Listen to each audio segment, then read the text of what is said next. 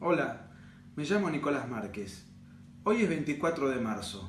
Nuevamente, como ocurre todos los años, las pandillas ideológicas, los empresarios de la memoria, mercaderes de los derechos humanos y todo el centrismo bien pensante nos van a imponer un relato que se acepta críticamente.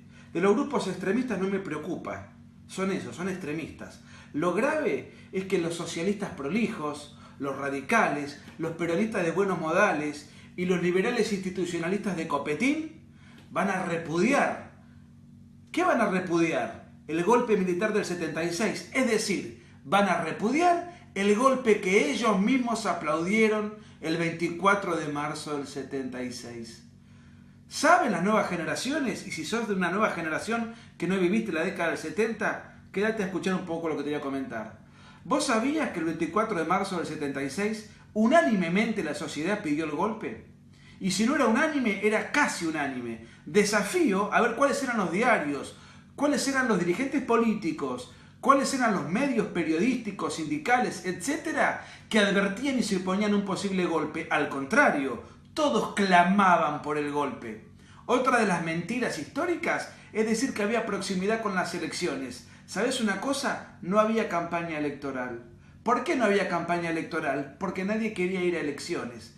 ¿Por qué no querían ir a elecciones? Porque nadie se quería hacer cargo de una situación inmanejable de guerra civil que estaba viviendo el país. ¿Por qué estaba el país viviendo guerra civil? Porque el Ejército Revolucionario del Pueblo, que tenía 7.000 combatientes, quería dominar y tomar la provincia de Tucumán para separarla del Estado argentino. Era la segunda organización guerrillera y terrorista más importante del país. La primera, como seguramente habrás escuchado nombrar, eran los montoneros. Entre ambas pandillas, o mejor dicho, entre ambos ejércitos irregulares, llegaron a tener 25.000 combatientes, a cometer más de 22.000 atentados entre 1969 y 1979. ¿Sabes qué hizo el peronismo? Poco. El peronismo gobernaba antes del gobierno militar. ¿Qué hizo para combatir a la guerrilla? Bastante poco.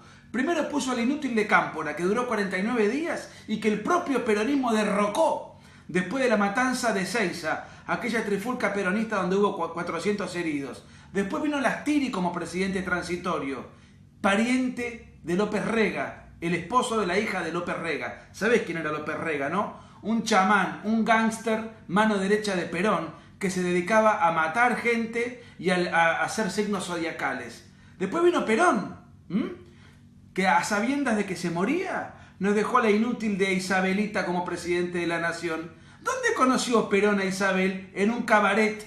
Perón fue como borrachín al cabaret. Isabel Perón era la bataclana que entretenía a los hombres bailando el caño. En un cabaret, cito en Panamá, que si mal no recuerdo era el famoso Happy Land Bar.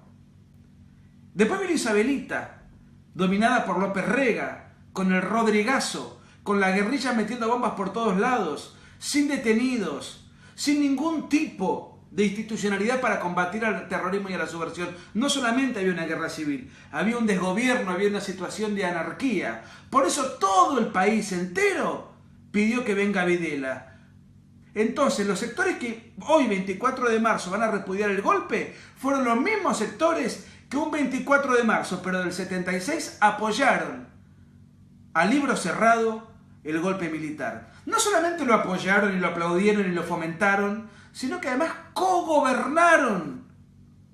¿Querés que te repase de memoria el listado de intendentes durante el gobierno de Videla, a los cuales cada intendente pertenecía a una fuerza política? Porque si hay algo que era ese gobierno, parecía ser un gobierno plural. Sino que lo expliquen los radicales, que gobernaron 310 intendentes durante la gestión de Videla. En mi ciudad, de donde yo soy, Mar del Plata, gobernaba el Partido Socialista. Además, el socialismo tenía embajadas y tenía ministros y tenía una gran proximidad con el último gobierno de facto. Con el anteúltimo gobierno de facto. El último gobierno de facto, recordemos que fue Duhalde, cuando voltearon a De la Rúa. Los mismos que hoy repudian el golpe, que ayer aplaudieron. Seguimos con la lista de intendentes. El Partido Justicialista, que era el partido presuntamente derrocado, tenía 192 intendentes. En apoyo a las Fuerzas Armadas que vinieron a sacar a la papa del fuego a la inútil de Isabel, a López Rega que se había fugado al exterior, estaba prófugo de la justicia, y a toda esa pandilla vil, esa camarilla de inútiles que fomentaron ensangrentar el país. Y ¿sabes una cosa? Los militares cometieron muchos errores. No solo errores, horrores. Como por ejemplo, aplicar la metodología de hacer desaparecer al guerrillero. Pero ¿sabes quién inventó esa metodología? El peronismo en el año 75, con el Operativo Independencia. Primero crearon la AAA. Y una vez que crearon la AAA, como con la AAA no alcanzaba para combatir al terrorismo, el terrorismo que Perón había fomentado desde España, y que cuando le matan a Rucci, Perón se da cuenta de que esos crímenes no eran funcionales a su causa. Otros crímenes sí, por eso él aplaudía, pero otros crímenes que ya eran funcionales a su causa, Perón advierte que se le escapa la situación de las manos. Ahí eleva al máximo poder a López Rega. Después él se muere, le importó siempre un pito el país. Nos dejó la Bataclana y al brujo a que comanda en el país, el brujo López Rega. Ahí vino la AAA en todo su esplendor. No pudieron combatir a la guerrilla. Crearon los decretos de aniquilamiento a principios del 75, que ordenaban aniquilar el accionar de los elementos subversivos. Y ahí llaman a las Fuerzas Armadas a que intervengan en el campo de operaciones. Perdón que me exalte, pero enferma que todos los 24 de marzo uno tenga que explicar lo que es obvio, lo que es historia documentada. A partir de ahí, a partir de esos famosos decretos, comenzó el fenómeno de los desaparecidos. Un triste fenómeno. A la guerrilla habría que haberla combatida de otra manera, con otra transparencia. Este mecanismo irregular lo creó el peronismo. Desafortunadamente lo continuó luego el gobierno cívico-militar. Pero a la hora de investigar lo que pasó en el pasado, de juzgar lo que pasó en el pasado, no nos olvidemos que acá hay responsables de primer orden. Primero, los que iniciaron el caos, que fue la guerrilla. Segundo, los que combatieron pésimamente mal y diseñaron un pésimo plan para combatir a la guerrilla, que fue el peronismo.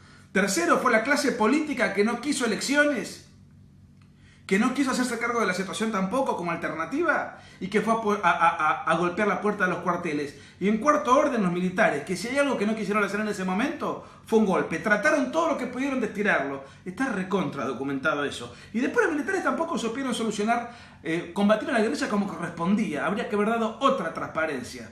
Pero si vamos a hablar del 24 de marzo, tratemos de hablar de la verdad histórica y no de una memoria hemipléjica impuesta en gran parte por las madres de los guerrilleros y terroristas, que luego se convirtieron en empresarios de la memoria y defendieron, en nombre de sus hijos revolucionarios, el latrocinio más grande de la historia argentina, que fue el robo sistemático y generalizado de bienes públicos y privados que se interpretó y se llevó adelante durante los felones años kirchneristas, años en donde las pandillas ideológicas dejaron de luchar por la revolución y se hicieron eco, parte y comparsa de la revolución estructural. Son todos millonarios los constructores y difusores del relato. Hoy, 24 de marzo, no sé qué es lo que hay que festejar. Es un feriado turístico, que cada uno lo interprete como quiera. Yo, más que una interpretación, te cuento hechos documentados.